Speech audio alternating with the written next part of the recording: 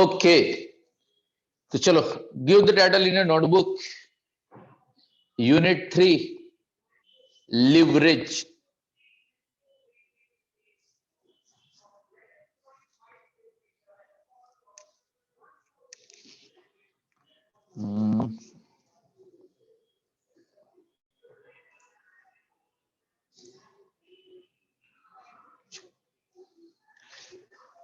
Abhishek, visual screen?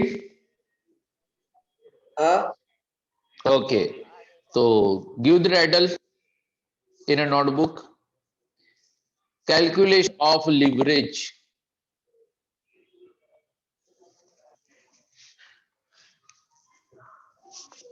Calculation of leverage.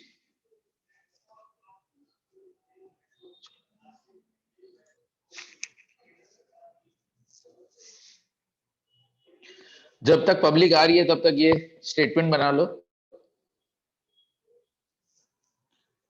Particulars amount,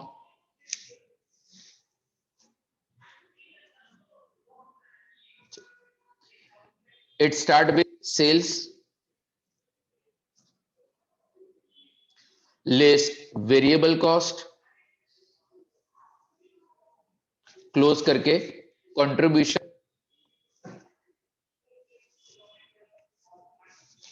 less fix cost,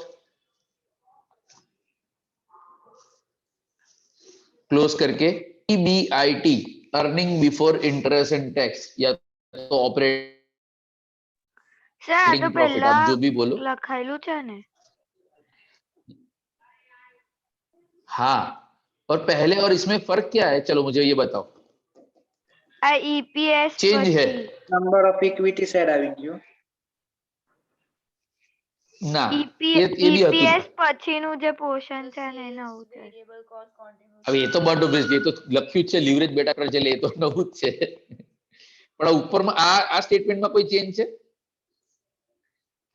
ये statement हमने बनाया था, हाँ, हमने ये जो स्टेटमेंट बना in the chapter of ratio analysis, तो वहां पे आता था sales minus cost of goods sold, या लिखते थे ग्रॉस प्रॉफिट, उसमें से माइनस करते थे ऑपरेटिंग एक्सपेंस, तो आता था बीआईटी। वर्किंग कैपिटल रिक्वायर्ड में अपने स्टेटमेंट बनाया था। हाँ, बट वहां पे वेरिएबल कॉस्ट के अंदर हम 3 लिखते, वहां पे फिक्स कॉस्ट नहीं था, वहां पे हमारा फॉर्मेट क्या था कि sales minus material labour overhead, तो सीधा आ जाता था प्रॉफिट। यानी बहुत माइनर चेंज है, बट ये अलग है।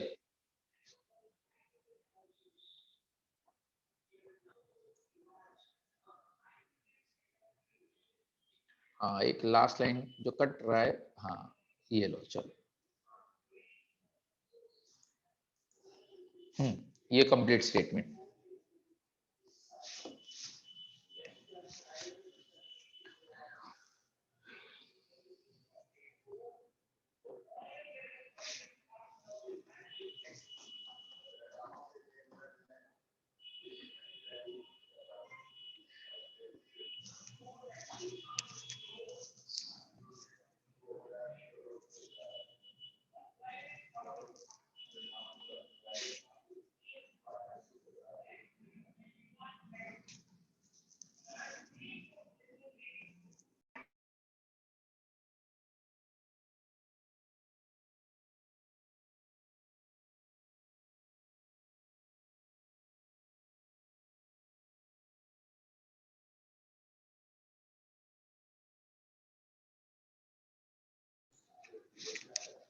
Yes, done? नहीं, ओके, लिख लो आराम से। सर आज ऑपरेटिंग फाइनेंशियल कॉम्बिनेशन આવી રીતે ડાયરેક્ટ જ મેન્શન કરી દેવાનું કે કઈ જગ્યા છોડીને મેન્શન કરીએ?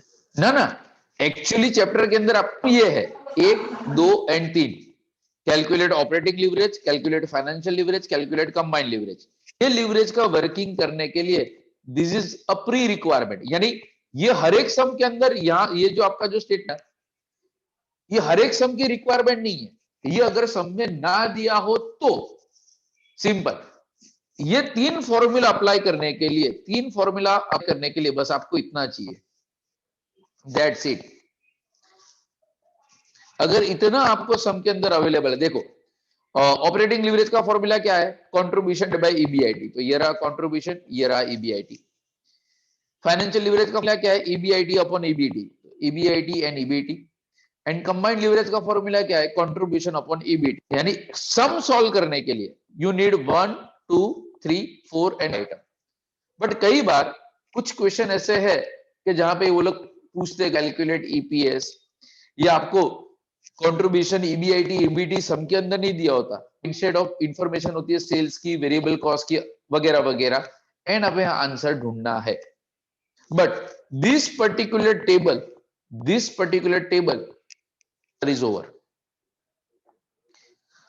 अब अपने पैम्पलेट का भी एग्जांपल लेके बैठ जाओ, कोई भी रेफरेंस बुक का आप एग्जांपल लेके बैठ जाओ, थिंग इज ओवर।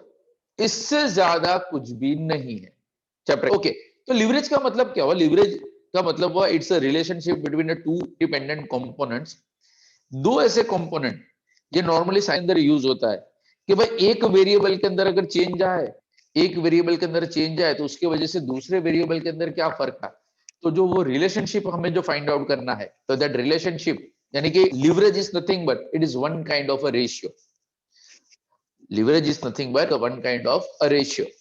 तो ये ऑपरेटिंग लिवरेज क्या दिखाता है कि भाई सेल्स के अंदर मान लो अगर सेल्स अगर इंक्रीज या डिक्रीज होता है, कि भाई सेल्स इज इंक्रीज 20% और से सेल्स इज डिक्रीज बाय 20%, तो क्या सेल्स अगर 20% इंक्रीज होगा, सेल्स अगर 20% इंक्रीज होगा तो ध्वनि प्रॉफिट भी क्या 20% इंक्रीज होगा, यस और नो?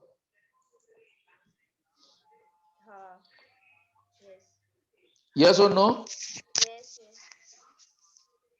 अगर मान लो सेल्स 20% बढ़ा तो प्रॉफिट भी 20% ही बढ़ेगा।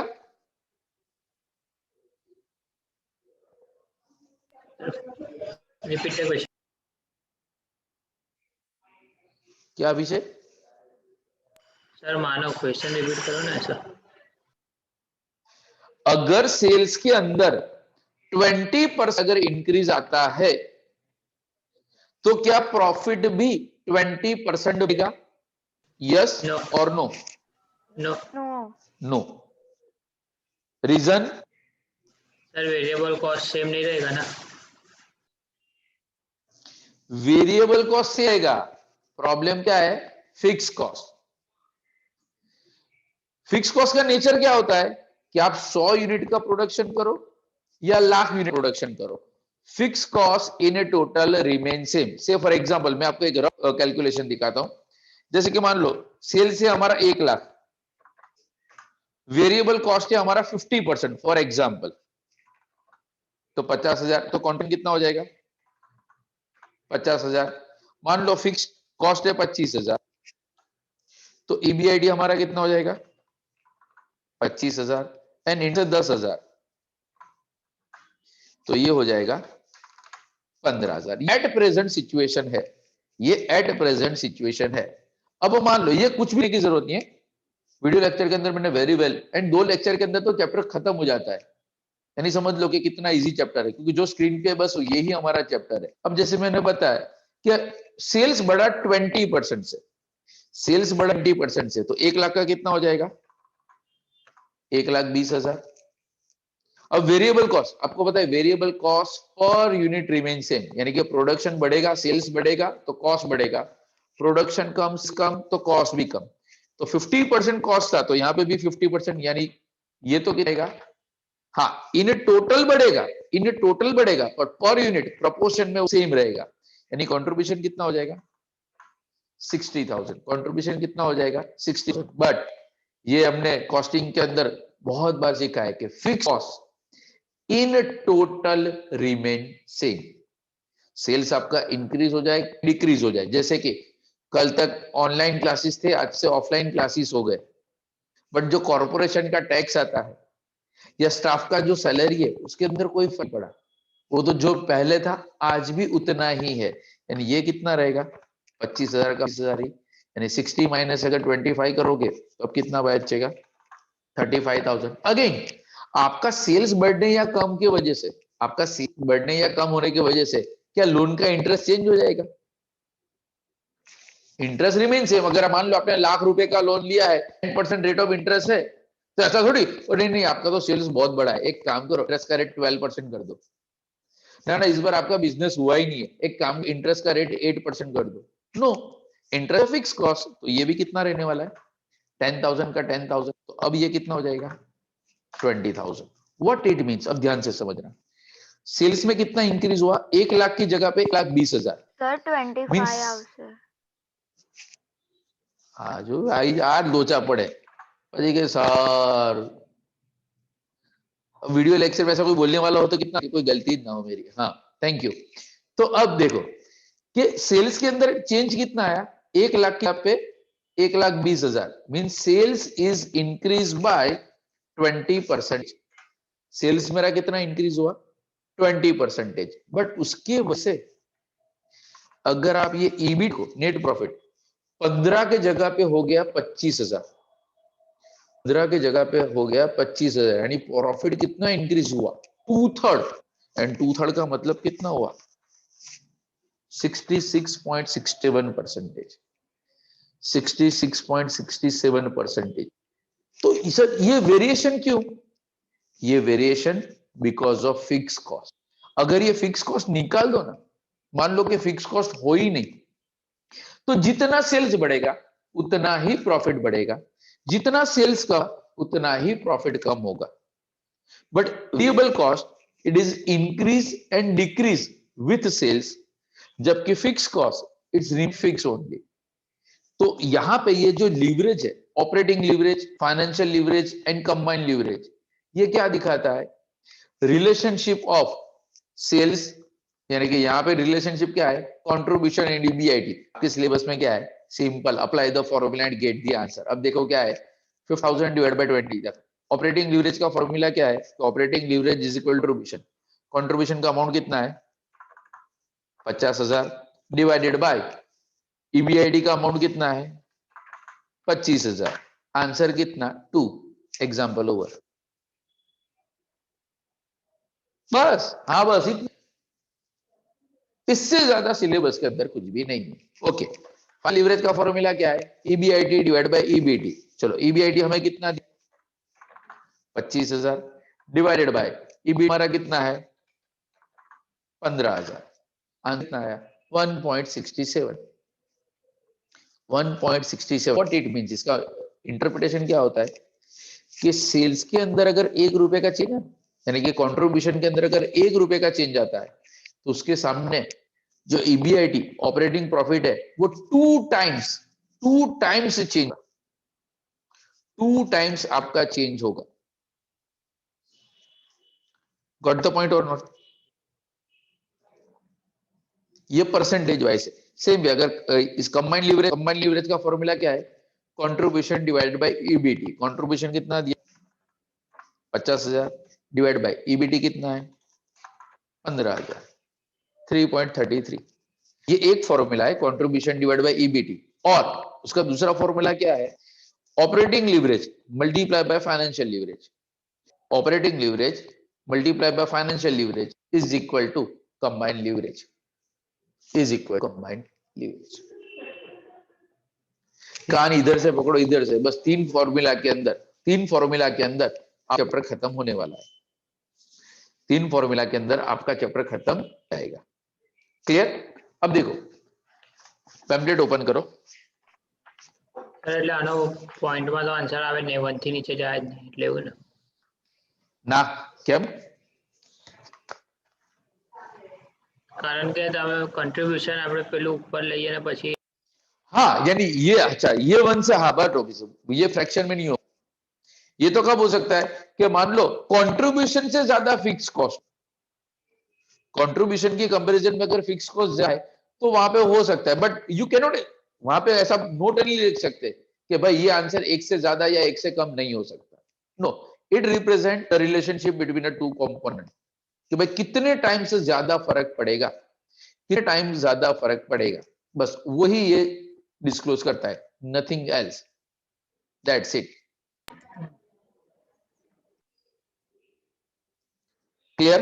अब जैसे यहाँ पे देखो कंट्रीब्यूशन 50 की जगह पे हो गया 6%, 50 की जगह पे हो गया 60%, चेंज कितना आया 10,000 रुपए का, चेंज कितना आया 10,000 रुपए का, और परसेंटेज में करो तो कितना होगा 20%, परसेंटेज में करोगे तो कितना होगा 20%।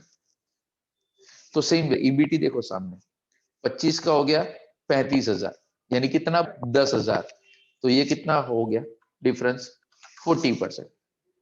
20% अगर कंट्रीब्यूशन होगा, कंट्रीब्यूशन इंक्रीज हुआ 20%, तो ईबीआई इतना चेंज हुआ 40%। एंड अगर वो रेशियो में देखने जाओ तो ये रहा, जितना कंट्रीब्यूशन में चेंज होगा, जितना कंट्रीब्यूशन के अंदर चेंज होगा, उस 2 टाइम्स ज्यादा ऑपरेटिंग प्रॉफिट में चेंज होगा। दैट्स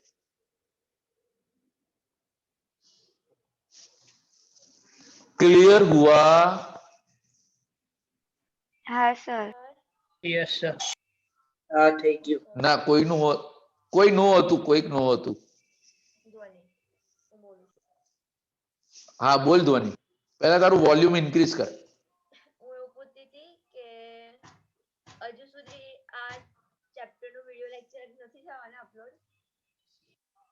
થઈ ગયો ને આજે, આજનો છે. આજે લેક્ચર 1 આજ કરશો, 1 અને 2. એટલે પણ હજુ થયો નથી ને? મેં જોયું નથી, પણ एक्चुअली अटेंड જોવાનો भी નહોતો, એટલે જ મેં કીધું હતું કે ફર્સ્ટ ઝૂમ, पहले ઝૂમ में चैप्टर समझ लो, अब वीडियो देखोगे तो कोई डाउट नहीं रहेगा.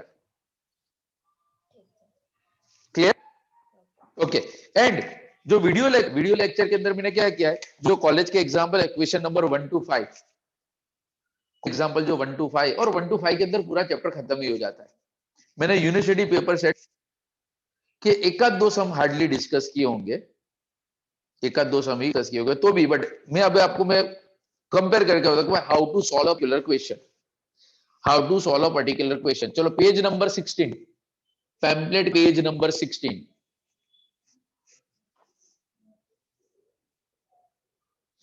Question number 7B.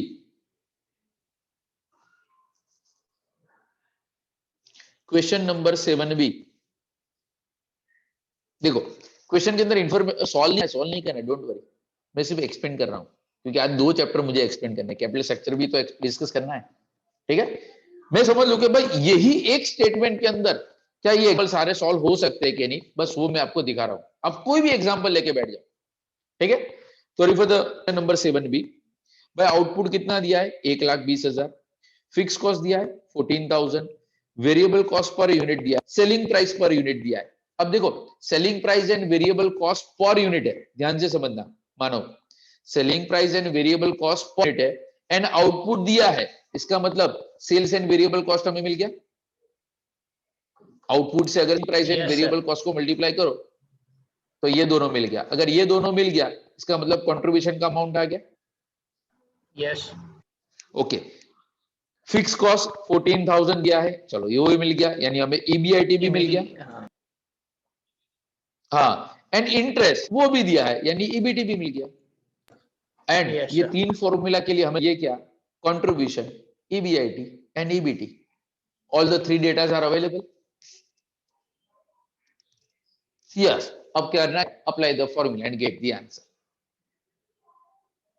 Sir tax નહીં આપ્યું તો ત્યાં ડેશ કરવાનું? हाँ, ये आ तो શું કહું છું, ये तो मैंने फुल फ्लेज लिखा है. आपको एग्जाम्पल सॉल्व करने के लिए कहां से लेकर इतना ही चाहिए, लिवरेज के लिए सिर्फ इतना चाहिए, लिवरेज के लिए सिर्फ इतना चाहिए. बट मैं आपको बताऊंगा एग्जाम्पल नंबर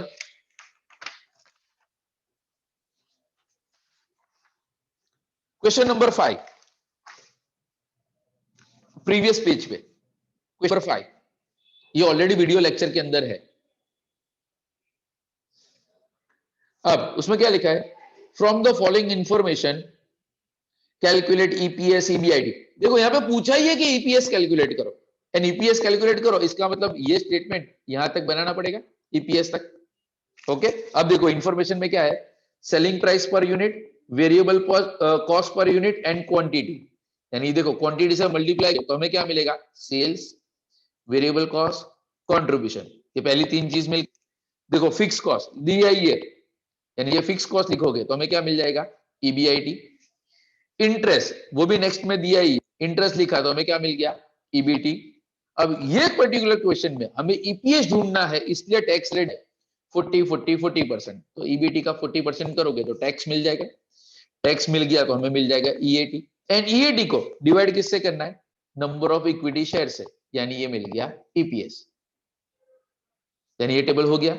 अब calculate operating financial and combined leverage, बस apply the formula and get the answer.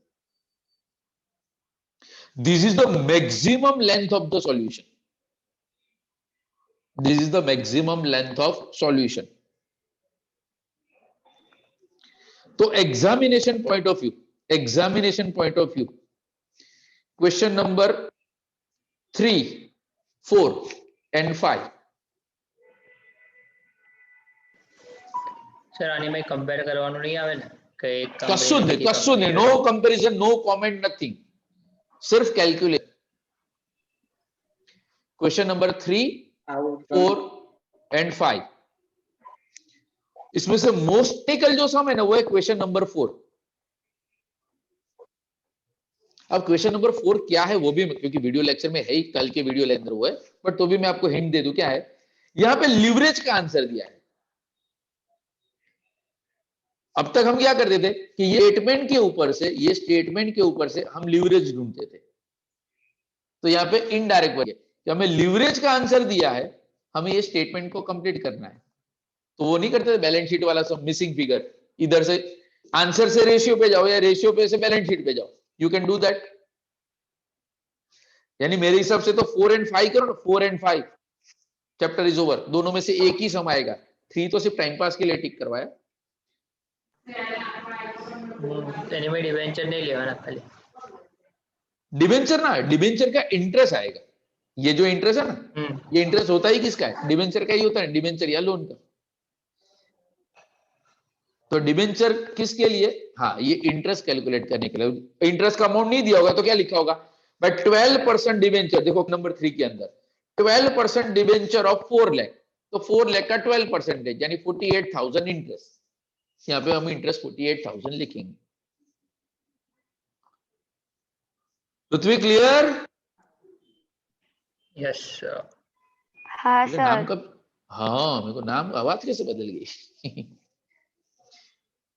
Clear clear clear clear, है कोई डाउट? बनेगा दीपा? नहीं ना, good good good good good. बस ये चैप्टर में इससे ज्यादा खत्म, हाँ खत्म। यानी कि अभिषेक कहीं આપણો हाँ बस એક ટેબલ એટલે કેટલા માર્ક મિનિમમ તારા 2 થી 3 એમસીક્યુ આવશે આની પર, આજ કે આના પર જ આજ લઈને બેસી જાઓ. એવું મારથી બોલાય નહીં, રેકોર્ડિંગ ચાલુ છે. ડન? તો leverage chapter is over. Okay, now give the title capital structure. Capital structure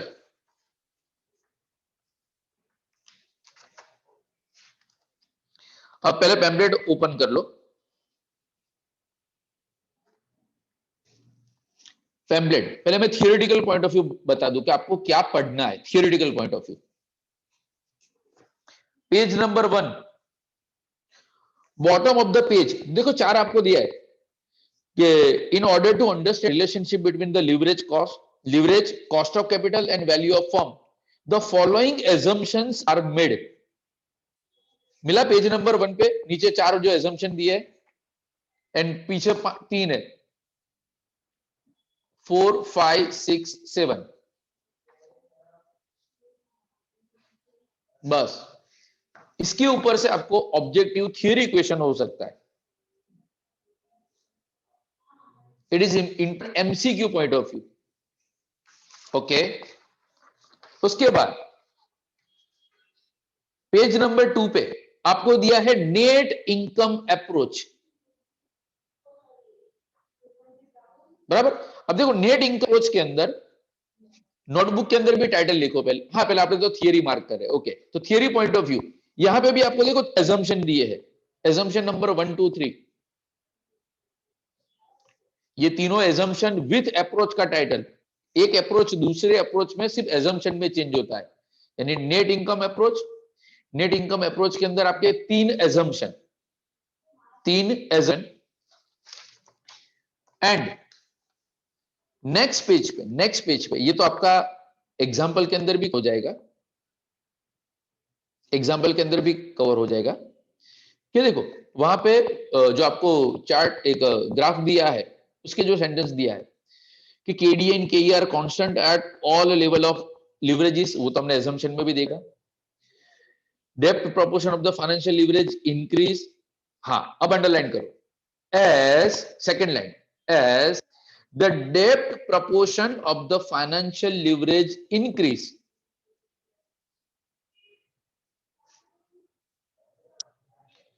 the WACC decrease.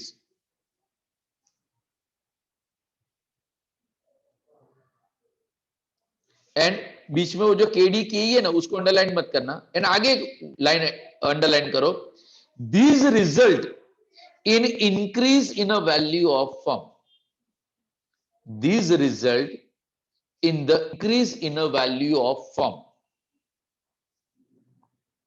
यानी कि अगर मैं समरी पॉइंट ऑफ व्यू तो इसका मतलब क्या हुआ, इफ डेब्ट इक्विटी रेशियो इंक्रीज, किसी को अगर शॉर्ट में लिखना हो अपनी लैंग्वेज में तो ये जो पूरे चार्ट का कंक्लूजन क्या आता है, इफ डेब्ट equity ratio increase, value of firm increase, value of firm increase and WACC overall cost capital decrease. Net income approach बस इतना ही है। अब डेब्ट इक्विटी रेशियो इंक्रीज का मतलब क्या हुआ, ये उसके जैसा मैंने आपको जो फर्स्ट लेक्चर के अंदर इंट्रोडक्शन में सिखाया कि जितना आउटसाइडर का पैसा ज्यादा, वरने का अपना वो क्वेश्चन था ना, अपने पैसों से भी करना चाहिए कि दूसरों के पैसों से, दूसरों के, हाँ बस, तो ये वही एजम्पशन पे काम करता कि जितना आउटसाइडर का फंड बढ़ेगा, जितना आउटसाइडर का फंड बढ़ेगा उतना ओवरऑल कम होगा, एंड अगर ओवरऑल कॉस्ट कम होगा तो वैल्यू ऑफ फर्म इंक्रीज होगा।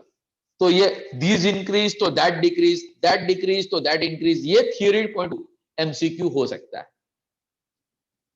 कि इफ डेब्ट इक्विटी रेशियो इज इंक्रीज तो वैल्यू ऑफ फर्म, तो वहां पे नीचे ऑप्शन भी होगा इंक्रीज और डिक्रीज, रिमेन कांस्टेंट, या तो नो इफेक्ट वगैरह। तो नेट इनकम अप्रोच के लिए बस आपको बस एक लाइन याद रखना है, इफ डेब्ट equity ratio increase, KO decrease and value of firm increase. Clear Devan ji, Mundiyala? हाँ ओके। चलो उसके बाद वही पेज पे net operating income approach, net operating income approach. तो पहले तो उसके 5 assumption, that is a theory question.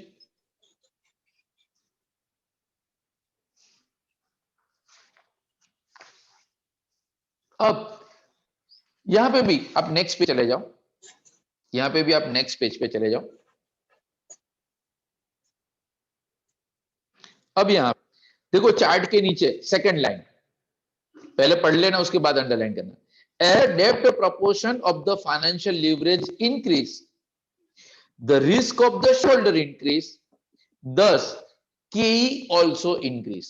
देखो अभी हमने क्या डिस्कस किया था, अभी हमने क्या डिस्कस किया कि डेब्ट इंक्रीज तो KO डिक्रीज। तो नेट ऑपरेटिंग इनकम में क्या है, इफ डेब्ट इंक्रीज तो KE इंक्रीज। इफ डेब्ट शॉर्ट में लिखना हो तो नेट ऑपरेटिंग इनकम के अंदर इफ डेब्ट इंक्रीज, यानी कि इफ डेब्ट equity ratio increase, KE increase, KE increase. तो sir what about the KO?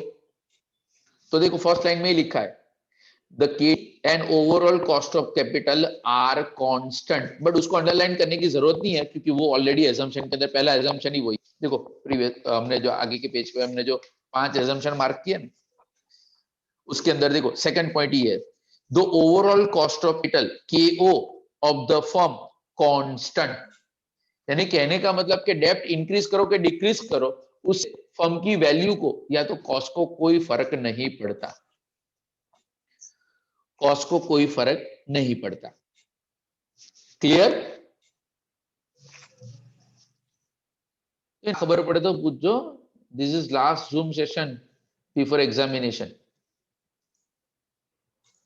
यानी पहले मैं अपना कोटा खत्म करूं फिर आप अपना चालू करो। देन ओके, उसके बाद थर्ड अप्रोच, ट्रेडिशनल अप्रोच। अब ट्रेडिशनल अप्रोच के लिए बहुत सारी बहुत लंबी लंबी थियरी होने की जरूरत नहीं है। देखो चार्ट के नीचे, अब जो वर्किंग है वो सेम है। अब इसमें क्या है, ध्यान से, ट्रेडिशनल अप्रोच में क्या है, जैसे जैसे डेप्ट increase, it's like first approach income. इसमें क्या है, इफ डेप्ट इंक्रीज, ध्यान से लिखना मत, पहले सुन लो। इफ डेप्ट increase, KO decrease up to certain level, KO decrease up to certain level and it start increasing. यानी डेप्ट मान लो 1 लाख का 2 लाख हुआ तो वो कम होगा, वैल्यू ऑफ फर्म बढ़ेगा। 2 लाख का 3 लाख हुआ, KO कम होगा, वैल्यू ऑफ फर्म बढ़ेगा। बट 3 का 4 होगा तो KO भी बढ़ जाएगा, वैल्यू ऑफ फर्म डाउन हो जाएगा। यानी दोनों का कंबाइन। एक में ऐसा होता था कि एक इंक्रीज ही होता था, विद इंक्रीज, दूसरे में ऐसा था कांस्टेंट। तो तीसरे में क्या है, up to certain level it is increase, stable and then decrease. Clear? यानी कि first approach practical point of view सिर्फ 3 ही है। हाँ बोलो। क्लियर तो मैं यस बोला सर। अच्छा सॉरी। हाँ, पेज नंबर 6 पे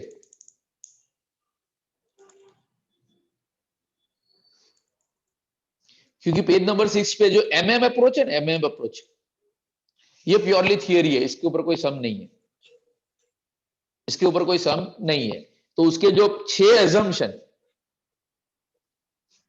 पेज नंबर 6 पे 6 एजम्पशन, एंड अभी जो मैंने अपने जो इंक्रीज डिक्रीज जो अंडरलाइन करते थे, क्योंकि यहां पे सिर्फ थियरी है, वो कंक्लूजन आपको ऑलरेडी ABC करके दिए आई है। बस तो 6 + 3 theory is over girls. And ये भी purely theory question, purely theory question, no practical. MM approach के ऊपर कोई भी प्रैक्टिकल नहीं है। Got it? And the last खाली आटला वाच हैं, खाली आ 9 पॉइंट वांची गए तो पति जैसे ने કે અંદર બ્રીફમાં વાંચવું પડશે। जो 9 पॉइंट वांची खबर पड़ी गई, ये खाली 9 पॉइंट में एक्सप्लेनेशन है। એટલે अगर MCQ आएगा तो सीधे 9 पॉइंट के ऊपर डायरेक्ट MCQ आएगा। If this increase, that decrease, this increase, value of increase in a firm, क्योंकि 3 ही चीज, KE, KD एंड KO। जैसा भी लिवरेज में कैसा था, ऑपरेटिंग, फाइनेंशियल एंड कंबाइन। तो यहाँ पे 3 के अंदर पूरा का पूरा गेम है, KE, KD एंड KO के। क्लियर? ओके, अब पेज नंबर 7 पे पिकिंग ऑर्डर थियरी जो है ना, ये सिलेबस में पहली बार है। एंड जो चीज पहली होती है वो एग्जाम में हमेशा होती है। ओके, अब यहां पे थियरी सिंपल सा लॉजिक बता दूं कि अगर whenever there is a need of the fund, and ये अगर थियरी आप नहीं भी पढ़ोगे तो भी आपको पता है। मान लो आज मानो कोई इमरजेंसी आ गई, आज घर के अंदर कोई इमरजेंसी, मेडिकल इमरजेंसी आई या भाई कोई भी कंटिंजेंसी, और आपको पैसों की जरूरत है, आपको पैसों की जरूरत है, आप क्या करोगे? सबसे पहले वो पैसे कहां से लाओगे? रिलेटिव्स या तो फिर फ्रेंड्स। ओके, चलो वहां पे नहीं हो तो तू डायरेक्ट सेकंड पे पहुंच गया, पहले खुद के पास एफडी कि आज, हाँ कि सर पहले तो मेरी सेविंग जो है पहले मैं उसमें से मैनेज करने का ट्राई करूंगा कि हाँ सर 50,000 की जरूरत है, पर मेरे बैंक अकाउंट में 5-10 हजार तो पड़े हैं, तो फर्स्ट में कौन से यूज करूंगा, मेरे खुद के वो 5 या 10 हजार है वो। ओके चलो, उस नहीं सर उससे तो काम नहीं चलेगा। Then we ask for a डेब्ट, हम किसी से मांगेंगे कि बॉस 1 महीने के लिए, 2 महीने के महीने के लिए थोड़े पैसे उधार दे दो। एंड अगर मान लो अगर वहां पे भी नहीं होता तो हम क्या करेंगे कि हमारा ट्रेडिशनल बिजनेस है, एक काम कर तू आ एज ए पार्टनर, हम ओनर को क्रिएट करेंगे। पहले खुद की सेविंग, उसके बाद रिलेटिव की सेविंग, एंड कुछ भी नहीं हो तो पप्पा, दैट इज आवर कैपिटल। तो ये ऑर्डर है कि भाई एक्सटर्नल फाइनेंस, क्योंकि एक बार पास लिया ना तो एक बार लिया ना तो 10 बार सुनना पड़ेगा। યાદ છે ને 5 વર્ષ પહેલા જયારે નહોતા ત્યારે હું જ ઉભો હતો, એટલે હાલ આપણે ત્યારે ઉભા હતા તો હવે તો બેસી જાવ, પણ वो सुनना पड़ता है बस। तो पिकिंग ऑर्डर वही है कि भाई जो एस्टैब्लिश फॉर्म है, ये तो मुकेश भाई का एग्जांपल ले लो, तो मुकेश भाई कभी भी आईपीओ नहीं लाएंगे। उनको अगर पैसों की जरूरत है तो पहले तो क्या करेंगे, रिजर्व में से मैनेज करने का ट्राई करेंगे। अगर रिजर्व में से मैनेज नहीं हुआ तो वो डिबेंचर या डेप्ट क्रिएट करेंगे, एंड अगर वहां से भी नहीं हुआ तो फिर अपने बिजनेस के अंदर नए पार्टनर यानी कि नए शेयर इश्यू करके शेयर होल्डर इंक्रीज, बिकॉज जितने शेयर आप नए इश्यू करोगे, शेयर, हाँ आपका कैपिटल बढ़ेगा बट उतने प्रॉफिट के अंदर हिस्सेदार भी बढ़ेंगे, यानी ओनर्स का इंडिविजुअल जो शेयर है वो वहां पे कम हो जाएगा। तो this is about the picking theory कि एस्टैब्लिश है, जो वेल एस्टैब्लिश है वो इक्विटी से ज्यादा खुद की रिजर्व या तो आउटसाइडर के पैसों के ऊपर ज्यादा डिपेंड रहते हैं। तो लास्ट प्रायोरिटी यानी लीस्ट प्रायोरिटी के अंदर उनका आता है issue additional equity share. Clear? હા સર, પણ આપણે તો આ તો બસ થિયરી ને આપણે ક્યાં થિયરી કરવાના છે। હા ઓકે, તો પ્રેક્ટિકલ વાલે आ जाओ। Give the title net income approach and traditional approach, दोनों के लिए अंदर वर्किंग सेम ही है।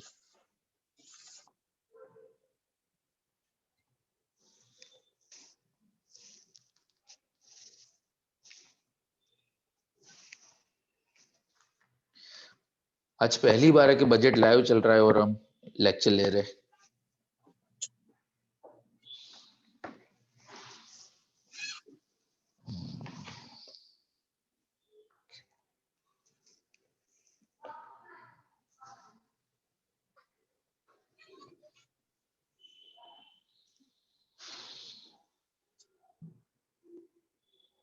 हाँ, फॉर्मेट क्या है, EBIT less interest is equal to EBT, EBT divided by KE that is a cost of equity, तो हमें मिलेगा वैल्यू ऑफ इक्विटी। उसके अंदर हम ऐड करेंगे तो वैल्यू ऑफ डेब्ट, तो मिल जाएगा वैल्यू ऑफ फर्म। एनक्यूओ का फॉर्मूला ईबीआईटी अपॉन वी यानी कि value of firm into 100।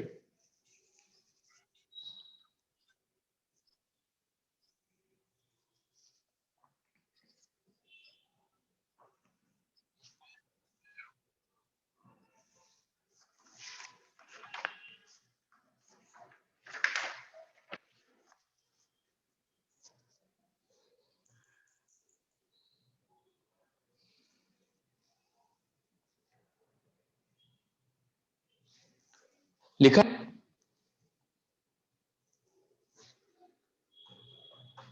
Okay, page number 9 पे क्वेश्चन नंबर 2, पेज नंबर 9 पे क्वेश्चन 2। ये सम ऑलरेडी मैंने वीडियो लेक्चर के अंदर सॉल्व किया है, यानी लिखने की जरूरत नहीं, सिर्फ समझ लो कि भाई ये नेट इनकम अप्रोच क्या कहता है। क्वेश्चन नंबर 2 को रिफर करो क्योंकि वहां पे 2 कंपनी है, एस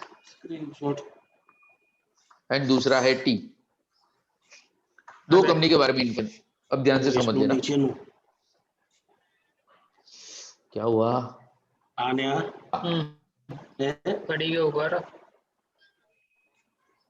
पढ़ी गया। ओके चल, तो ध्यान से समझ लो, S&T लिमिटेड कंपनी दे रही है, आने आने हाँ, पावर ने वॉल्यूम डाउन। मानव हाँ सर, आएगा आएगा, नहीं अच्छा। हाँ, पर तू म्यूट कर दे। Okay done. चल, तो आपको क्या बोला है, S&T दो कंपनी के बारे में इंफॉर्मेशन है। The firm has a debenture of 9 lakh, rate of interest कितना है 10%। तो 9 लाख का 10% यानी इंटरेस्ट कितना होगा, सॉरी कितना होगा 90,000, यहाँ पे भी 90,000। समझे ना, लिखना मत क्योंकि ऑलरेडी हमें सॉल्व करना ही है आगे। Okay, debenture carrying the rate of interest this, both the firms can operate earn 20% operating profit in their total assets। 15 lakh, अब 15 लाख का 20% ऑपरेटिंग प्रॉफिट, ऑपरेटिंग प्रॉफिट का मतलब क्या हुआ EBIT, तो 15 लाख का 20% कितना होगा कैलसी पे, अभी दिवांशी बताएगी, देख 3 लाख 3 लाख। है ना ऊपर, अभी दिवांशी कैलसी पे 3 बताएगी। lakh 3 लाख नहीं देखा, तो यहाँ पे 3 लाख, तो ये कितना मिल जाएगा 2,10,000, यहाँ पे कितना हो जाएगा 2,10,000। ओके, KE आपको दिया ये देखो, the capitalization rate of 15% on all equity share, यानी ये हमारा कितना है 15%, यहाँ पे भी कितना है 15%। अब देखो ये तो हमने सब में जो दिया था वो, तो लिखो value of equity, value of equity में क्या लिखा है EBT, EBT डिवाइडेड बाई, तो this is equal to EBT divided by KE। आगे आंसर, यहां पे भी EBT divided by KE।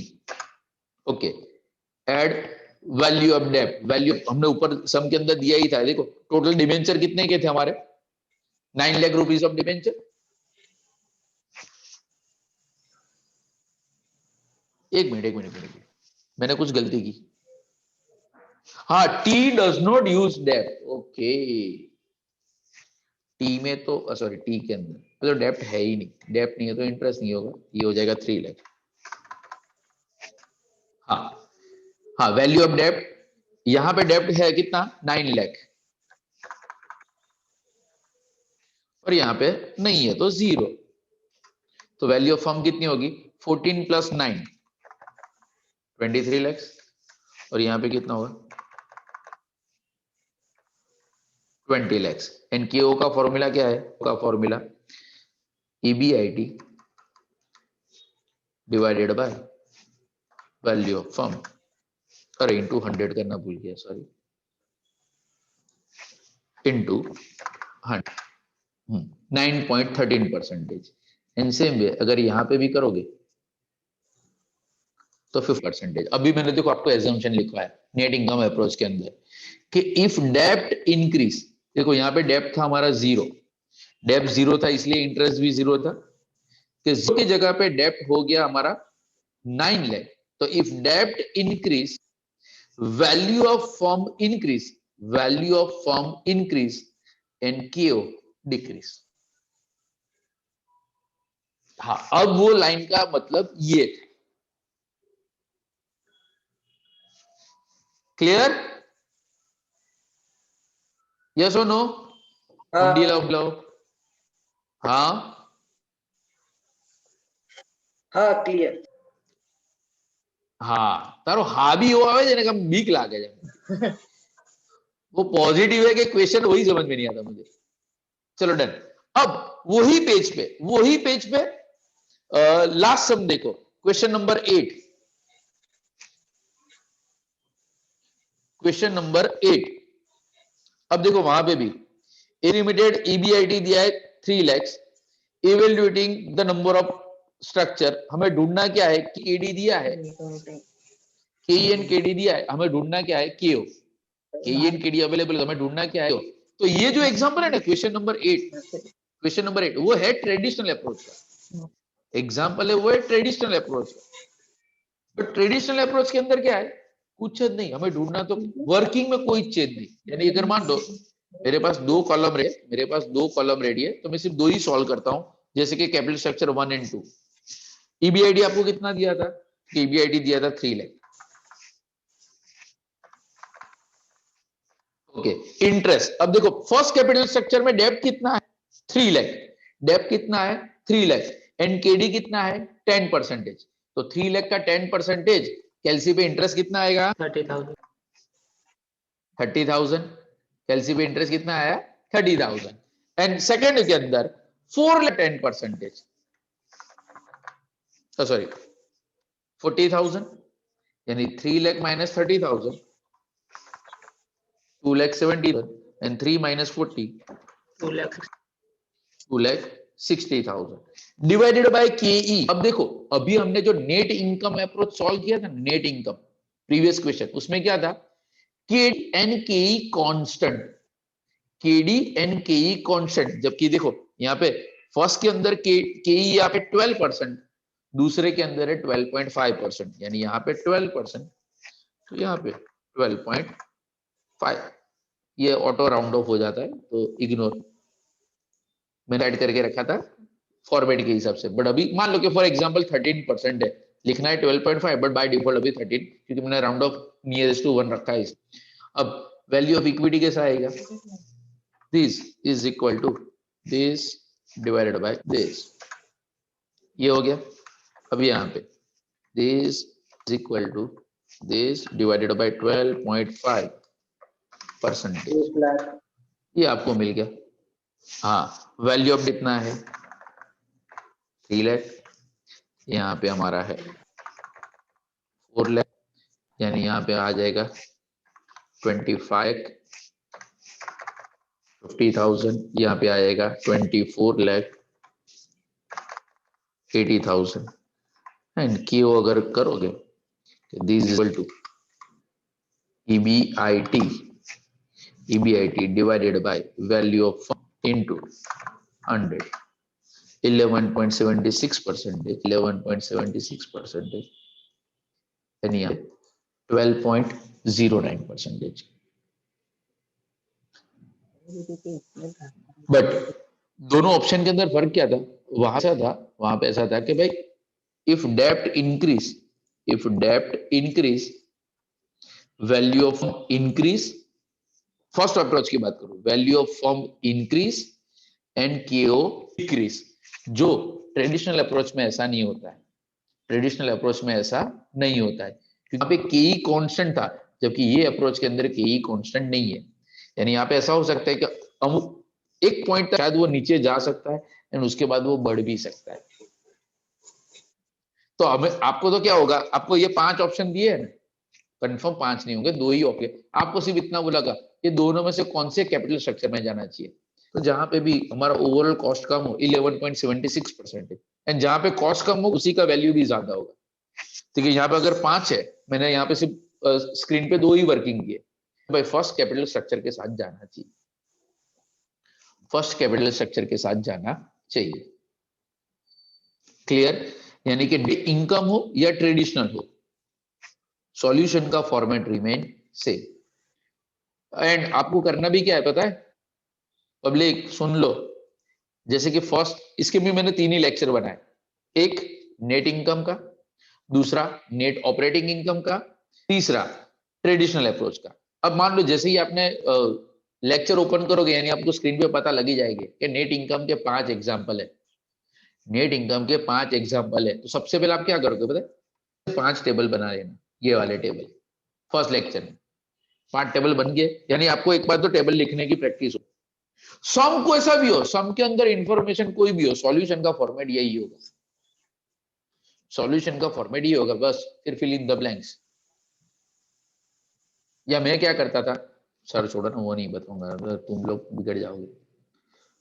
Time पे हम क्या करते थे, ये जो फॉर्मेट है ऐसा वाला 2 या 3 कॉलम बना के इसकी 10-15 जेरोक्स निकाल लेता था। एक ये है, अभी बहुत सारे लोगों ने स्क्रीनशॉट इसका ले लिया है,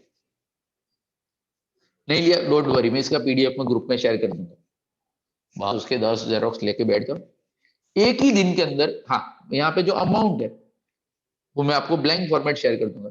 बस एक दिन में बैठोगे ना, पेम्पलेट के जितने भी सम है, नेट इनकम खत्म, university paper set class, net operating income खत्म, ट्रेडिशनल अप्रोच खत्म। ये तो मैंने टेक्निक बताई, अगर टाइम बचाना है तो। और जहां तक मुझे टाइम की कमी है ही, है कि नहीं, बहुत है सर। चलो आ जाओ, नेट ऑपरेटिंग इनकम पहले फॉर्मेट लेकर डिस्कस करते हैं।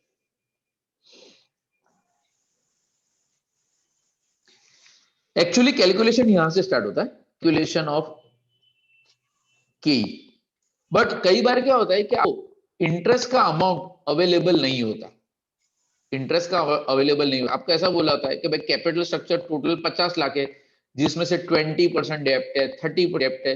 तो अगर डेप्ट डायरेक्टली अवेलेबल ना हो, डेप्ट अगर डायरेक्टली अवेलेबल हो, तो ये हमें 3 चीजें लिखनी है। इससे हमारे सॉल्यूशन में कोई फर्क नहीं पड़ता, कैलकुलेशन यहां से स्टार्ट होता है। यानी एग्जांपल बस इतना ही है, दैट्स इट।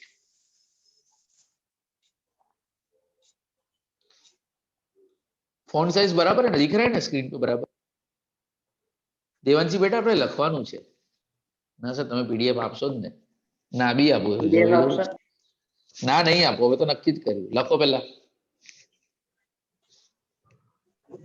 કઈ તો યાર, લાગે કે યાર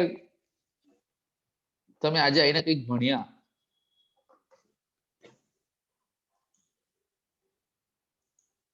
चलो जिसके वीडियो ऑफ है आखिरी बार अपनी शक्ल दिखा दो, क्योंकि नेक्स्ट है तो आप रिस्पेक्टिव ब्रांच पे। हाँ, आज से ऑफलाइन स्टार्ट हो गया, देखो ये वाले पीछे बैठे ही है क्लास में। आपका नंबर भी बहुत जल्द आएगा। बट ऑनलाइन, हाँ ऑनलाइन हमारा सेशन चलता ही रहेगा, जूम बंद हो जाएगा। यानी मेरी शक्ल वीडियो लेक्चर में आपको दिखती रहेगी, बट मुझे जो मेरे रिस्पेक्टिव ब्रांच पे है वही लोग देखेंगे। એટલે ઓનલાઈન ચાલુ રાખવાના છો એમ? हाँ, तो पप्पा ना पाड़े कि ना बेटा करो क्लास में जाए तो करो जाए।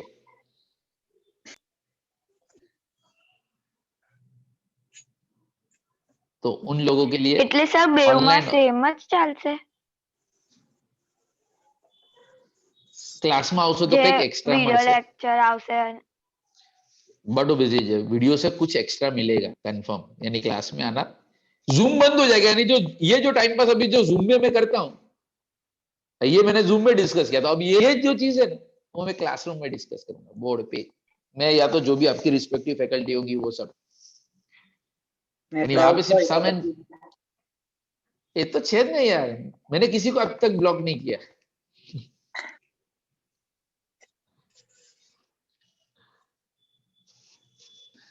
हाँ सर, તમારો નંબર તો મેં સેવ નહીં કર્યો, બ્લોક તો બહુ દૂરની વસ્તુ છે। જીવાંશી મારો ફેસ આવે છે તો સ્માઈલ આપું।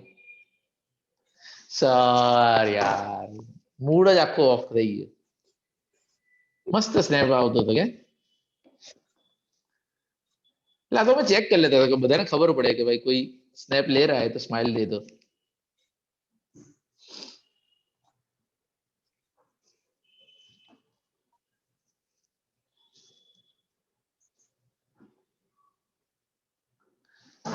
देवांशी ले ले, वांधो नहीं, मैं स्माइल आपी, बट वो कुत्ते वाले फिल्टर मत लगाना बस।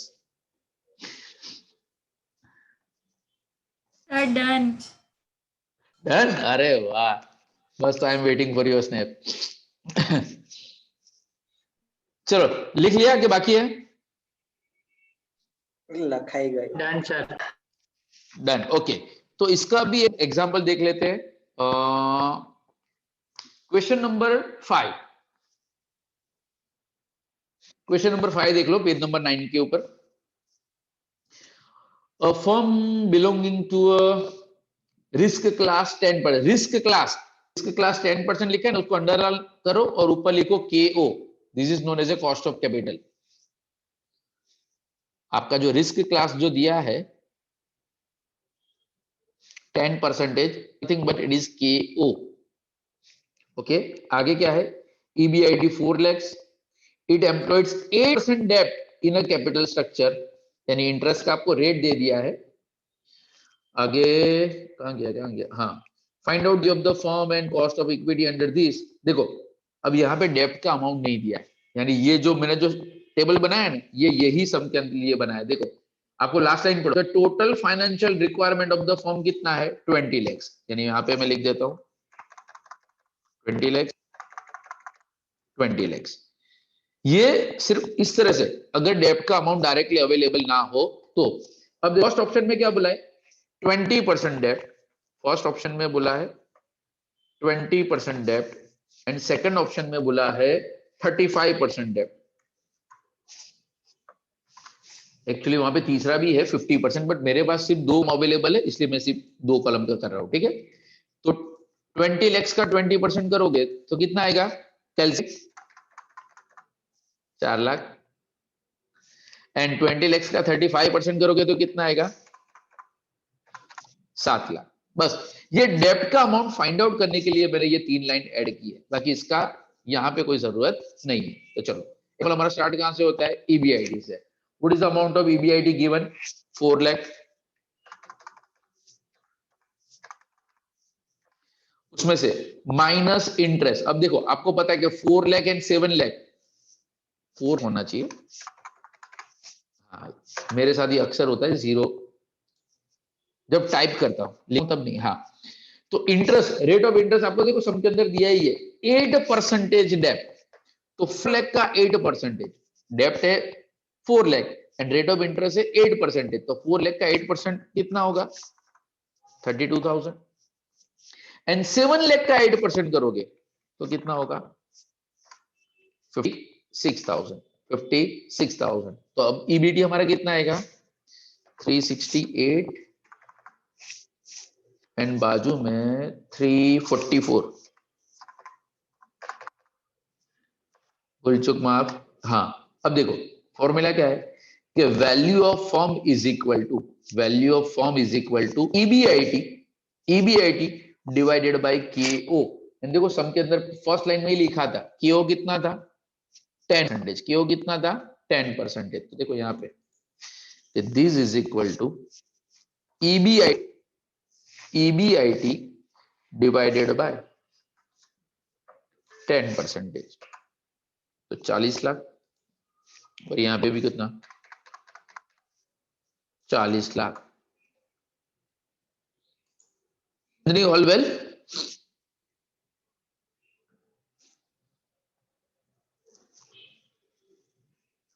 क्या सर अनम्यूट भी नहीं हो रहा, चलेगा समझ में आ रहा है ना, मुंडी हिला दो सिर्फ।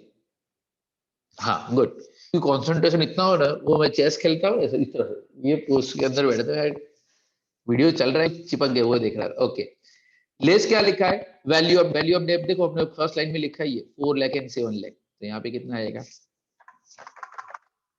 4 लाख एंड बाजू में कितना आएगा 7 लाख। वैल्यू ऑफ इक्विटी, अब वैल्यू ऑफ फर्म में से लिखा ही है लेस वैल्यू ऑफ डेप्ट, तो बचेगा कितना 36 एंड यहाँ पे आएगा 33 लाख। तो KE का फॉर्मूला क्या है EBT divided by value of firm, तो EBT इज इक्वल टू हमारा EBT डिवाइडेड बाय, अरे यार इंटू 100 रह गया, इंटू ये मिल गया कि 10.22%। सेम भी अगर बाजू में मैं कॉपी कर लूं तो 10.42%। व्हाट इट मींस, अब हमारा एजम्पशन देखो KD रिमेन कांस्टेंट 8% दोनों के अंदर, KO रिमेन कांस्टेंट दोनों के अंदर हमारा था 10%। इफ डेप्ट इंक्रीज KE इंक्रीज, इफ डेप्ट इंक्रीज KE इंक्रीज। क्लियर हुआ, यानी अगर कुछ भी समझ में ना कुछ भी समझ में, सिंपल ये फॉर्मेट बना देने का, फॉर्मेट बनाओ बस एंड उसके बाद फिल इन द ब्लैंक्स। हमें जो डेटा चाहिए हम में से ढूंढो। आप प्रॉब्लम कहां पे होती है पता है, सम जो सर आओ सम तो आपने कर, सम छोड़ने पहले सॉल्यूशन लिखना, सॉल्यूशन लिखो। अब क्या लिखा है सबसे पहली लाइन में EBIT, अब सब में से ढूंढो EBIT क्या है। लिख दिया। नेक्स्ट लाइन में क्या लिखा है, इंटरेस्ट। अगर सॉल्यूशन के ऑर्डर में जाओगे ना, एग्जाम में कभी भी कोई भी प्रॉब्लम नहीं होगी। ये नहीं, कोई भी चैप्टर हो। वो नहीं बताया था मैंने आपको कॉस्ट ऑफ कैपिटल का सम, जहां पे वो बैलेंस शीट दी, तो सर आओ सम तो तुम्हें कराया न, तो अबे सम छोड़ ना भाई, डिबेंचर है ना है, लिख केडी का फॉर्मूला। केडी का फॉर्मूला क्या होता है, आई, बैलेंस शीट में से देख ले, debenture multiply by rate of interest, tax rate चलो सम में दिया ही, value of debenture, net proceed, हाँ सब कुछ दिया होता है। यानी सम के देख के कंफ्यूज मत हो, सॉल्यूशन के ऊपर फोकस करो। हर एक का मैंने आपको एक स्टैंडर्ड फॉर्मेट दिया, एक standard format, apply the format and get the answer. हर एक चैप्टर में जहां तक मुझे याद है कि नहीं? हाँ बोलो, हाँ बोलो, हाँ है सर, वो तो बात एक्सेप्ट करते, भले समझ में नहीं आया वो अलग चीज है, बट फॉर्मेट तो है ही। यानी start with the unit 1, unit 1 के अंदर I am 100% talking about the practice. वो 20, पृथ्वी गुड मॉर्निंग, तो 20 फॉर्मूला, यानी कि नेम ऑफ द फॉर्मूला, उसका फॉर्मूला एंड उसका कमेंट, यूनिट 1 में से एक पूरा वो पेज 20 फॉर्मूला का। ओके, उसके अंदर हमारा दूसरा प्रैक्टिकल चैप्टर था टाइम वैल्यू ऑफ मनी। तो टाइम वैल्यू के अंदर हम 4 फॉर्मूला कौन से, पहले तो 4 formula, present value of annuity, present value of sum, future value of annuity, future value, यानी 4 फॉर्मूला ये हुए। उसके बाद 2 फॉर्मूला कौन से, रूल 72, रूल 69, एंड उसके बाद इफेक्टिव रेट ऑफ इंटरेस्ट, वो था ना मल्टीप्लाई, क्वार्टरली हो, हाफ ईयरली हो, वो वाला। ओके, खत्म, यानी यूनिट 1 खत्म हो गया। ओके, अब बारी आती है यूनिट 2 की। यूनिट 2 के अंदर क्या है, 2 टाइप ऑफ सम हमने, सॉरी 3 टाइप्स ऑफ सम हमने डिस्कस किया। पहला था वर्किंग कैपिटल रिक्वायरमेंट, तो current assets minus current liability, वो पूरा एक ही फॉर्मेट, यानी एक फॉर्मेट, उसके अंदर से आपको raw material, work in process, finish goods, debtor, creditors, इतने सारे ऑब्जेक्टिव मिल जाएंगे, बट फॉर्मेट तो एक ही याद रखना है। चलो, दैट सम इज ओवर। उसके बाद हमने जो डिस्कस किया था, उसके बाद जो हमने डिस्कस किया था क्रेडिट मैनेजमेंट। तो क्रेडिट मैनेजमेंट के अंदर क्या था फॉर्मेट, जो मैंने जूम में किया था और बहुत सारे लोगों ने लिखा भी था, कुछ नहीं आनी था, वापस में बोल देता हूँ, सेल्स वेरिएबल कॉस्ट, यानी हमें मिल जाता कंट्रीब्यूशन। अब वहां पे कंट्रीब्यूशन के बाद वहां पे हमारे अलग अलग सम थे, तो अलग अलग सम के अंदर भी पॉइंट तो कॉमन ही। पहला क्या था, बैड डेट। पहला क्या था, बैड डेट। तो bad debt equal to sales multiply by percentage, sales multiply by bad debt के परसेंटेज। फिर दूसरा था अपॉर्चुनिटी कॉस्ट। दूसरा क्या था, अपॉर्चुनिटी कॉस्ट। अपॉर्चुनिटी कॉस्ट का फॉर्मूला क्या था, variable cost multiply by opportunity cost के percentage multiply by whatever the period. And पूरे एफएम में ईयर का मतलब क्या होता है, 360 डेज। एफएम के लिए ईयर का मतलब होता है 360 डेज। तो पहला था बैड डेट, दूसरा था अपॉर्चुनिटी कॉस्ट, तीसरा हमारा था कैश डिस्काउंट।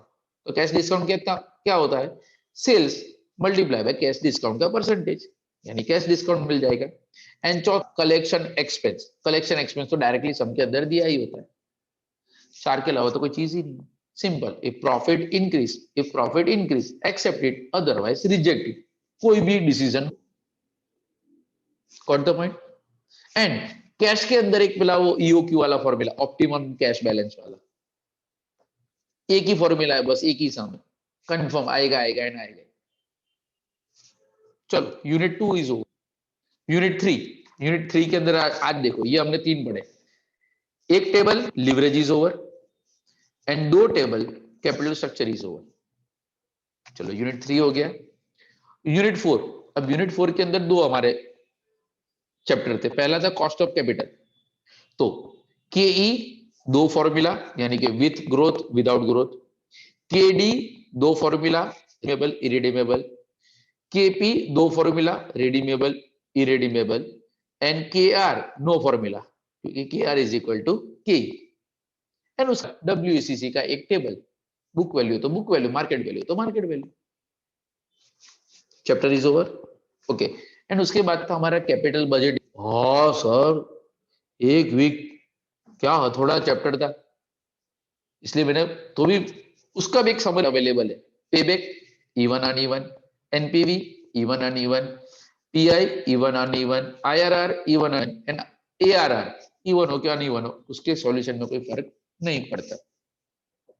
यानी पृथ्वी ये सारे पेजेस सिर्फ हम अलग भी करें ना, अलग, तो 6 पेज के अंदर, मैक्सिमम 6 या 7 पेज के अंदर पूरा एफएम का सिलेबस कवर हो जाता है।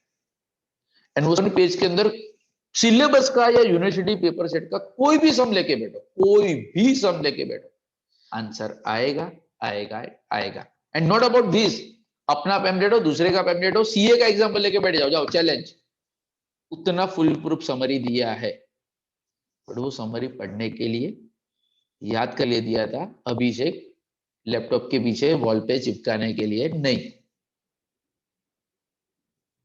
5 पेज है, सिर्फ 5 पेज। और इतना तो पता है ना कि 70 में से मिनिमम 50 क्वेश्चन, सॉरी 35 में से मिनिमम 25 तो प्रैक्टिकल क्वेश्चन आपको मिलेंगे, 20 to 25 सर मिलेंगे। हाँ कंफर्म मिलेंगे भाई, कंफर्म मिलेंगे।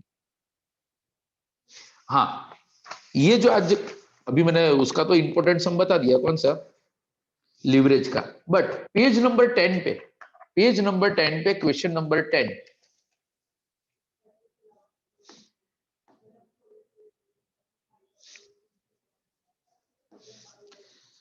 पता नहीं क्यों ये क्वेश्चन कंफर्म आएगा ही आएगा, बट कोई एक ऑप्शन, एक या 2 ऑप्शन होंगे। अब एक्चुअली ये दिया है ये चैप्टर के अंदर, बट ये एग्जांपल किसका है पता है, WACC का है ये एग्जांपल। वो क्या था, एक सम था, डेब्ट एंड इक्विटी के परसेंटेज दिए थे, 70% डेब्ट, 30% इक्विटी, 50% इक्विटी एंड 60-40 वाला, ये वो वाला सम कि 0% डेब्ट तो 0% डेब्ट तो 100% इक्विटी। हमारे जो कॉस्ट ऑफ कैपिटल के अंदर ये जो सम दिया था ना, कॉस्ट ऑफ कैपिटल का पैम्पलेट मेरे पास अभी नहीं है, बट वो एक था बॉटम ऑफ द पेज, मुझे यहां तक याद है, नीचे कॉर्नर में वो क्वेश्चन था, एंड इक्विटी के परसेंटेज दिए थे, जिसमें डेब्ट था बिफोर टैक्स, जिसको हमने 1 - T से मल्टीप्लाई किया था। पृथ्वी याद आ रहा है ऐसा कुछ है ना? हाँ किसी को तो याद आ रहा है। तो बस ये क्वेश्चन नंबर 10 का, यानी ये सम एक्चुअली है कॉस्ट ऑफ कैपिटल का, बट मैंने बोला यहाँ पे भी हम फाइंड आउट क्या करें कि वही कैपिटल स्ट्रक्चर में भी, तो कैपिटल स्ट्रक्चर हो के आपका कॉस्ट ऑफ कैपिटल हो, मेरे हिसाब से क्वेश्चन नंबर 10 गारंटी आएगा। इसका मतलब सर बाकी के कंफर्म आएंगे, मैं तो बोला तो सही, ये जितने भी टॉपिक है, एक एनओआई का, एक एन का, एक ट्रेडिशनल, हर एक के ऊपर एक एक सम तो आना गारंटेड ही है। यानी मेरे तरफ से आप जा सिमरन जी ले अपनी जिंदगी, बट अभी भी किसी को कोई भी डाउट हो कभी भी, जब मुझे वो IRR के टाइम पे मुझे 2-3 स्टूडेंट ने मैसेज किया था कि नहीं सर वीडियो लेक्चर देखा, पैम्पलेट देखा, सम सॉल्व किया तो भी समझ में नहीं आया, मैंने एक एक्स्ट्रा लेक्चर बीच दिया था इधर उधर साइड करके। अभी भी ऐसा कुछ, क्योंकि अभी तो ये मैंने एडवांस में आपको बता दिया कि हाँ भाई ये अब समरी लेके बैठोगे तो आने वाले 5 वीडियो लेक्चर आपके स्मूथ हो जाएंगे, आने वाले 5 लेक्चर कोई प्रॉब्लम नहीं होगी अगर ये सिर्फ आज का एक पेज लेके बैठे तो। एंड अगर गलती से प्रॉब्लम होता है फ्राइडे सैटरडे कभी भी, हाँ अब ऑनलाइन ऑफलाइन दोनों क्लासेस स्टार्ट हो गए तो पहले की कंपैरिजन में शायद अब मैं ऑनलाइन दिखूं, बट डजंट मीन कि मैं आपको रिप्लाई नहीं करूंगा। जो भी डाउट क्वेरी है, and please request to all, doubt group में पूछो, पर्सनल में नहीं। पर्पस एक ही है कि जो डाउट आपका है ना वो पूरी का है। पर ऋतु बोले कि सर मैं दूसरे वाले को वो आंसर क्यों दूं ना, वो वाला एटीट्यूड नहीं का। ग्रुप में पूछोगे आंसर तो मैं वही देने वाला हूं, बट आपकी वजह से पूरी बैच का भला हो जाएगा। तो साक्षी, ऋत्वी, देवांशी, मानव, जीत नहीं आज, हाँ जो हाँ ये सब जो जितने भी पर्सनल में डाउट पूछने वाले हैं उनको तो मैं खास, डाउट अच्छे होते सीरियसली वो डाउट, और ऐसा नहीं कि बाकी सब किसी को वो डाउट है ही नहीं है, और कोई बंदा वहां तक काला छोड़ने नहीं। नेक्स्ट, इससे बेटर है कि भाई ग्रुप में पूछ लो, कि ग्रुप में अभी अभी सब व्हाट्सएप पे एक्टिव, सारे ग्रुप म्यूट होंगे except TY Subhanpura OP road वो वाला 2 ग्रुप होते हैं उसमें भी, एक जिसमें सर होते और दूसरा जिसमें सर नहीं होते ना, हर एक ब्रांच में, हाँ ऐसे 2 ग्रुप होते ही।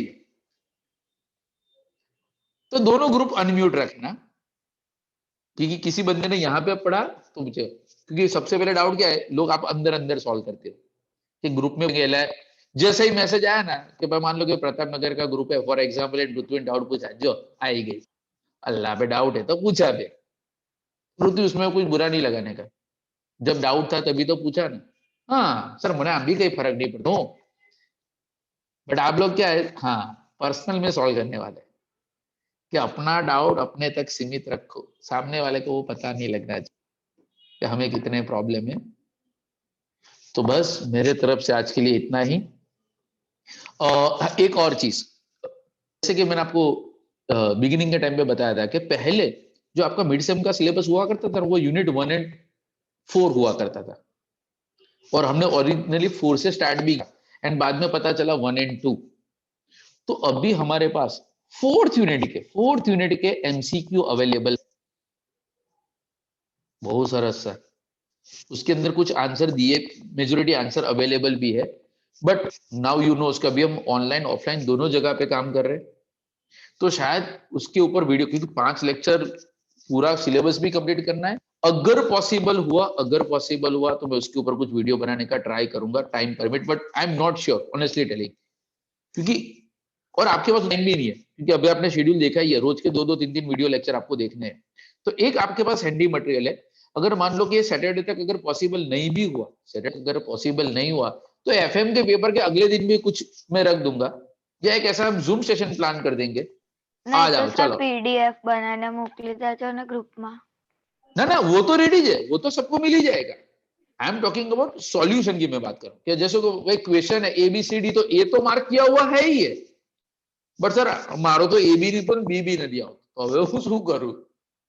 हाँ, तो वो भी जिस तरह से वो विजय सर ने वो सब आपको समरी बना के ना कि दिस टाइप ऑफ क्वेश्चन इतने हैं, वो type of question, but at present I am running out of the time, because मेरे पास कॉस्टिंग, इनकम टैक्स, टीवाई का एफएम यानी मल्टीपल सब्जेक्ट, मल्टीपल ब्रांच, और अब अभी ऑनलाइन और ऑफलाइन दोनों है, तो उसके वजह से एक तो अच्छा है कि चलो हैंडी एटलीस्ट आपको सम तो मिल जाएंगे, यानी क्वेश्चंस तो मिल जाएंगे, एक तरीके से पास में पूछते थे, बट पास में जो पूछते थे वो 1 मार्क के लिए पूछते थे, और अभी आपको जो पूछेंगे वो 2 मार्क के लिए पूछेंगे, शायद उसका लेवल ऊपर या नीचे थोड़ा बहुत हो सकता है, बट मेरे हिसाब से जितना समरी आपके पास है ना, थोड़ा में किसी के पास नहीं है। चैलेंज, हाँ चैलेंज, हर एक ट्यूशन क्लास ने पूरा का पूरा डिटेल में तो सबने सिलेबस करवाया था, डिटेल करना है किसको, हमें तो 1 दिन के अंदर सिलेबस कंप्लीट करना है, तो 1 दिन के अंदर सिलेबस कंप्लीट करना हो, चैलेंज। अभी भी आप वो 5 पेज अभी काम करना, वो जो 5 पेज मैंने अलग अलग चैप्टर में अलग अलग दिए है, उसका जेरोक्स PDF अलग करके एक 5 का स्टेपल करके बैठो, एंड प्रैक्टिस कैसे करने की, MCQ का मटेरियल लेके बैठ जाओ, कौन सा यूनिट 1 वाला ही, वापस क्वेश्चन पढ़ो एंड सामने फॉर्मेट में देखो कि ये फॉर्मेट के अंदर ये क्वेश्चन सेट होता है कि नहीं, सॉल्व करके चेक नहीं करने का होता है कि नहीं, कि ये सब के अंदर 1 2 3 इंफॉर्मेशन चाहिए, ओके 1 2 3 इंफॉर्मेशन है, बट ऑब्वियसली अगर 3 इंफॉर्मेशन लिखोगे तो देवांशी कैलसी पे तो आंसर आ ही जाएगा, तो कैलसी पे कैलकुलेट करके आंसर लाने तक की मेहनत नहीं करनी है, क्यों, बहुत कुछ करना बाकी है, 4 में सिलेबस कंप्लीट करना है, गॉट द पॉइंट। यानी कि जब 4th यूनिट का अगर आपको अगर MCQ PDF में या तो फिजिकल कॉपी, क्योंकि फिजिकल कॉपी अगर आज हम प्रिंट भी करें तो मुझे नहीं लगता कि आप में से आधे लोग वो ब्रांच पे लेने के लिए भी आओगे, उतना भी टाइम शायद मेरे हिसाब से आपके पास नहीं है, अगर है तो अलग चीज है, क्या हमें स्टेटस में देखता ही रहता हूँ कि कौन कहाँ कहाँ पे घूम रहा है वगैरह वगैरह, जो सोशल मीडिया पे एक्टिव है या जिन्होंने मुझे, हाँ मैं उनके सोशल अकाउंट के अंदर हूँ, तो प्लीज बी सीरियस, ये MCQ वाला मौका शायद आखिरी बार है, क्योंकि क्लासेस स्टार्ट हो गए, कॉलेज स्टार्ट हो गई, तो शायद नेक्स्ट एग्जाम आपका डिस्क्रिप्टिव भी हो, तो इससे बेटर है कि इस बार जितना स्कोर कर सको कर लो, how to score you know very well, कि अभी तो आपको एक्सपीरियंस हो गया है, ड्यूअल स्क्रीन, डबल स्क्रीन, एक सामने बैठा है, 2 आजू बाजू में, यार मुझे तो समझ में नहीं आता, लोग सर 15 क्वेश्चन के फोटो भी, और एग्जाम के टाइम में मैं वहीं रहूंगा, हाँ देवांशी, यानी वो वाली गलती इस सर बार मत करना, आओ ना आ जा रिजल्ट नहीं हाँ TY है सर, कुछ तो शर्म, बट TY हो कि FI हो, हर एक के लिए एग्जाम ही होता है, एक आंसर तो मैंने गलती से दे दिया था, फिर मेरे को रियलाइज हुआ कि यार अभी तो एग्जाम चालू है एंड आई एम ऑफलाइन। तो प्लीज वो वाले काम मत करो, आएंगे यार सर सब।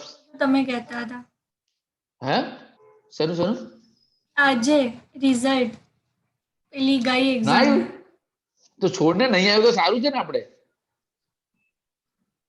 चल मान ले आज मैंने तुझे 30 में से 30 दिए हाँ सर હવે જોઈએ या 30 में से 10 मिले, क्या उससे तेरी एंड सेमेस्टर की प्रेशर पे कोई फर्क पड़ने वाला है? ऊपर से वो रिजल्ट देख के आधा एक घंटा रोएगे, डीपी गायब हो जाएगा, 4 वो कोर्ट वाले स्टेटस आ जाए। तो इससे बेटर है कि भाई छोड़ ना। अगर कोई बोलता है कि रिजल्ट आ गया, वाह कोई बात नहीं, जब हम फ्री टाइम पे रात को जब सबका स्टेटस होंगे उस टाइम पे हम रिजल्ट भी चेक कर लेंगे। यानी रिजल्ट का लोड मत लो, जो आना है वही आएगा। हाँ इतना चेक आया कि नहीं, हाँ क्योंकि भाई ये तो यूनिवर्सिटी है, कुछ भी हो सकता है। सर मार तो 2 सब्जेक्ट में एब्सेंट है हाँ तो चेक कर लेना कि ऐसा कुछ कांड नहीं हुआ है ना। एंड अगर कुछ गलती से ऐसा कुछ हो भी जाए इमीडिएटली बता देना। उतने तो कांटेक्ट अपने है ही। कितने कांटेक्ट है? हाँ एडमिनिस्ट्रेटिव एग्जामिनेशन वाले नहीं ठीक है ना। तो चलो wish you all the best, still I am available पूरे वीक के साथ। हाँ अभिषेक સર પેલી પીડીએફ શેર કરજો। अरे हाला दे उसके मैंने मीटिंग एंड तो करने दे, मुझे मेल में जाने दे, व्हाट्सएप में लेने दे, कितना टाइम लगेगा?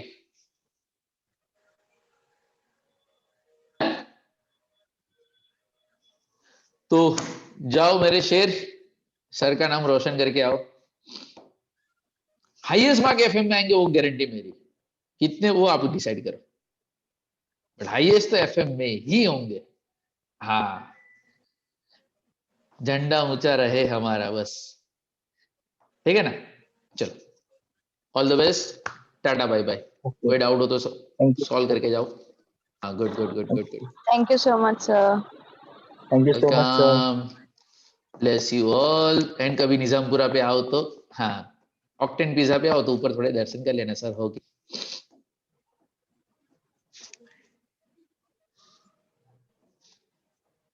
चलो तो फाइनली मैं मीटिंग को एंड कर रहा हूँ। Bye sir. Bye bye.